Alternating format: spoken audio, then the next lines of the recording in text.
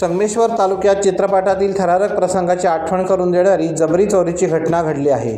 रिक्षा भाड्याने घेण्याच्या बहाण्याने एका अनोळखी व्यक्तीने ज्येष्ठ रिक्षा चालकाला निर्जन रस्त्यावर नेले आणि चालत्या रिक्षातच त्यांच्या गळ्यातील सोन्याची चेन हिसकावून अंधाराचा फायदा घेत पसार झाला।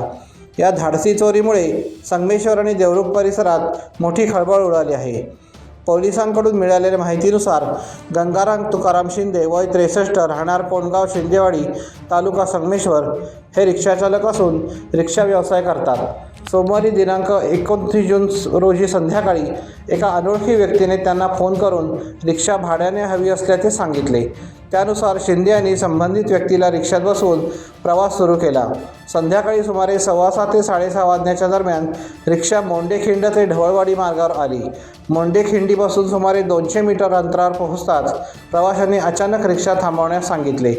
रिक्षा मंदावताच त्याने गंगाराम शिंदे यांच्या गळ्यातील सोन्याच्या चेनला जोरदार हिसका मारून ती तोडली आणि क्षणार्धात रिक्षातून खाली उतरून जंगलाच्या दिशेने पळ काढला।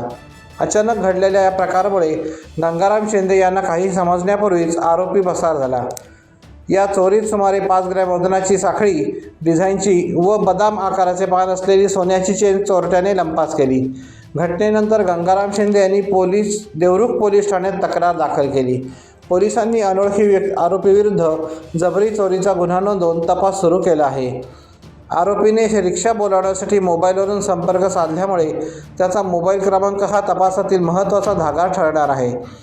सायबर सेलची मदत, कॉल डिटेल्स आणि परिसरातील CCTV फुटेजच्या आधारे देवरुख पोलीस आरोपीचा कसून शोध घेत आहेत।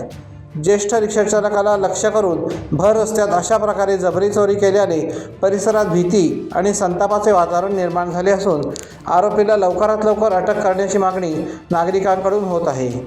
टाइम्स डिजिटलला लाईक करा, शेअर करा, सबस्क्राईब करा आणि बेल आयकॉन दाबायला विसरू नका। Times digital.